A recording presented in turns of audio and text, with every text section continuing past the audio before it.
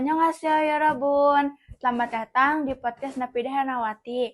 Di podcast kali ini aku akan mengundang salah satu seorang pejuang beasiswa yang dimana ia sempat mengikuti volunteer Sangsa Unip di Jakarta. Oke, kita panggil aja yuk Kak Zaranya. Halo Kak Zara. Halo Kak Vida, halo semuanya. Halo. Jadi Kak Zara ini mengikuti volunteer Sangsa Unip di Jakarta, yang dimana hubungan antara Indonesia dan Korea yang ke-52 tahun. Yeay. Oke, kita langsung tanya-tanya Kak Zaranya aja yuk. Jadi Kak Zara gimana sih bisa ikut acara volunteer tersebut? Kok bisa jadi peserta termuda? Oke, aku izin jawab ya Kak. Jadi aku tuh ini ya, waktu itu awal pertama kali tahu Sangsang Unif itu saat tahun 2022. Tapi aku selalu gagal nih waktu daftar, karena emang pesaingnya juga banyak kan, karena emang ribuan. Dan aku tuh dari situ udah ya intinya nyerah gitu kan. Tapi saat 2025 itu tiba-tiba aku tuh ngerasa kayak semangat lagi nih. Aku kayak semakin kepo sama soal hubungan Korea kayak gitu. Dan akhirnya aku coba deh daftar lagi nih waktu ada acara hubungan diplomatik antara Indonesia dan Korea. Dan alhamdulillahnya aku keterima dari ribuan orang yang daftar. Itu yang diterima sekitar 50 orang. Dan alhamdulillah aku jadi salah satunya gitu Kak. Dan terus? aku jadi peserta termuda karena di sana tuh banyak banget yang udah usianya kayak 30, 27, 25. Itu udah bener-bener kayak udah di atas 20-an lah ya. Waktu itu aku masih usia 19 tahun. Jadi itulah yang dimana aku jadi peserta termuda di sana. Oh, jadi kakak itu paling termuda ya di sana? Iya. Oke. Lalu Kak Zara ini kan terpilih. Apa aja sih kegiatan yang ada di acara Sangsa Unip di Jakarta itu? Kalau acaranya sih ini ya meriah banget, dimana itu ngadain vlogging, jogging sambil mungut sampah.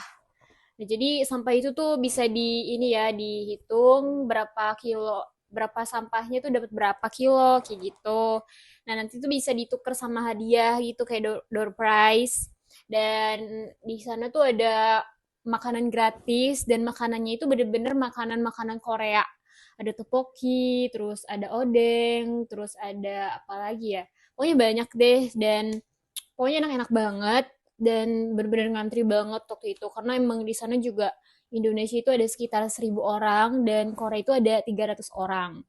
Nah, dan ada juga kayak culture di mana itu tuh ada gantungan kunci, terus ada bunga pacar yang dimana bunga pacarnya itu terbuat khusus dari tanaman Korea gitu loh. Dan ada lagi yang bener-bener paling sold out dan abis parah di sana, yaitu adalah kipas Korea, salah satunya nih. Kalian bisa lihat sendiri kan, nih. Iya. Ini asli buatan Korea di sana. Dan Ini bikin sendiri atau gimana nih Kak? iya, ini tuh sebenarnya ininya tuh dari Korea. Nah, kalau untuk tulisannya itu kita buat sendiri, Kak, kayak gitu. Nah, terus ada juga terakhir tuh yang apa ya? Ada pertunjukan-pertunjukan tarian Korea, terus ada dance K-pop, kayak gitu. Pokoknya kita bener-bener norebang bareng, parah abis. Pokoknya seru banget. Oh iya Kak, aku mau tanya deh. Kan kakak udah ketemu orang Korea nih. Emang iya kalau orang Korea itu punya semangat kerja yang tinggi dan produktif? Kalau dilihat dari volunteer kemarin sih, menurut aku emang bener-bener orang Korea tuh semangatnya tinggi banget dan produktif banget. Dimana tuh aku sendiri ya kan nih, pokoknya udah jam 11 siang itu bener-bener udah capek parah dan emang bener-bener udah keringetan banget. Tapi aku tuh ngelihat orang Korea kok kerjanya cepet banget. Terus Ya, mereka tuh bener-bener nyelesain itu sampai akhir dan mereka tuh nggak ngeluh dan mereka tuh bener-bener apa ya tetap kerjanya tuh semangat cepat. gitu Iya kan? iya tetap semangat terus kerjanya tuh cepat banget dan itu tuh bisa jadi motivasi buat orang-orang Indonesia gitu jadi orang Korea tuh mau segimanapun capeknya mereka tuh tetap ngerjain apa yang mereka udah mulai gitu loh. Jadi dimana banyak statement tuh orang Korea tuh banyak yang sukses, terus gimana mereka tuh maju banget karena emang orang-orang di sana membudayakan bahasa pali-pali gitu. Jadi cepat-cepat gitu. Jadi mereka tuh selalu apa ya mindsetnya tuh ayo cepat-cepat gitu. Jadi mereka tuh selalu tanggung jawab gitu sama apa yang udah mereka mulai gitu, Kak. Oh, jadi gitu ya. Oke. Iya. Apa sih manfaat yang kakak dapat? Kalau dari volunteer kemarin sih yang aku dapetin banyak banget nih, Kak. Soalnya aku juga dapet snack, terus di sana juga aku dapat makan selama 3 hari berturut-turut. Cuman ya makanannya emang makanan khas Korea banget ya, karena emang kita kan juga lagi acara Korea Korea gitu nih, kan. iya Kak. Nah, aku juga sempet sih makan apa yang paling nggak cocok di lidah aku itu adalah kimchi. Kimchi. Iya, Ya. sayurannya tuh mungkin diolahnya agak kurang ya menurut aku. Fermentasi gak sih, Iya, Kak? iya, itu di lidahku kurang sih gitu. Cuman aku suka sayuran sih Kak, tapi Iya. kalau untuk kimchi aku kurang suka gitu Kak. Nah dan selanjutnya itu yang aku dapetin adalah boneka. Ya, pokoknya setiap panitia itu yang 50 orang, kita tuh dapat boneka war banget parah. Kita tuh rebutan. Pokoknya bonekanya itu lucu-lucu banget dan aku dapat salah satunya itu boneka yang apa sih? Kuda poni gitu. Nah, lalu aku juga dapat yang paling benar-benar berharga buat aku itu adalah sertifikat volunteer. Nah, sertifikat ini tuh bisa aku daftarin untuk beasiswa Korea. Nah, jadi aku tuh daftar volunteer ini, ngejalanin volunteer ini tuh karena aku pengen apa ya? Pengen nyoba beasiswa Korea dan volunteer ini tuh adalah salah satu penunjang di mana kita tuh bisa lolos beasiswa Korea. Ya walaupun nggak ada apa ya, nggak ada kemungkinan untuk lulus, tapi seenggaknya usaha dulu dan aku juga nggak nggak terpacu pada beasiswanya aja sih, tapi aku juga dapat ilmu di sana di mana aku bisa terjun langsung ketemu sama orang Koreanya dan aku juga bisa berbincang-bincang sama orang Koreanya sedikit-sedikit lah ya. Jadi itu juga pengalaman berharga banget buat aku sendiri karena emang kita kan warga lokal ya Indonesia Iya. gitu. Jadi kalau ketemu sama yang beda dari kita tuh rasanya kayak wow, seneng banget Iya, gitu. iya. Nah, Bener banget.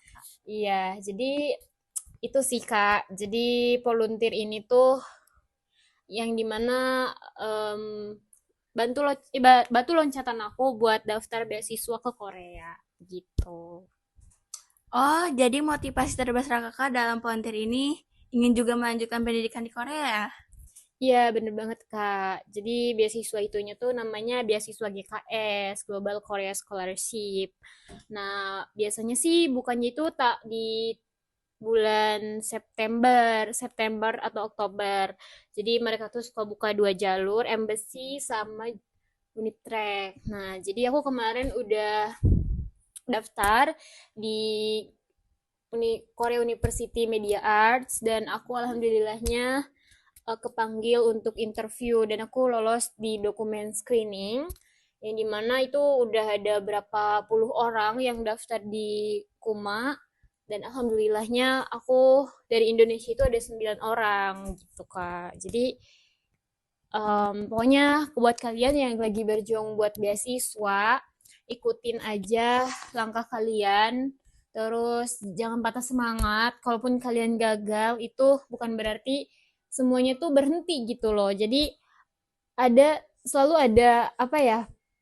Dari pengalaman-pengalaman kita gagal, terus kita apa sih nggak dapetin sesuatu itu, pasti ada hikmahnya. Wah, keren banget nih Kak Zara. Kalian bisa lihat dari perjuangan yang diraihnya. Bisa memotivasi kalian untuk tidak pantang menyerah. Yeay! Oke, kita tutup podcastnya. Dan terima kasih untuk Kak Zara karena sudah datang ke podcast Napida. Oke, makasih juga Kak Vida udah undang aku di podcast ini dan aku benar-benar bersyukur banget bisa menjadi salah satu orang yang diwawancara atau datang di podcast ini karena aku sebelumnya belum pernah gitu. Oke, terima kasih Kak Zara. Ya, sama-sama. Bye-bye.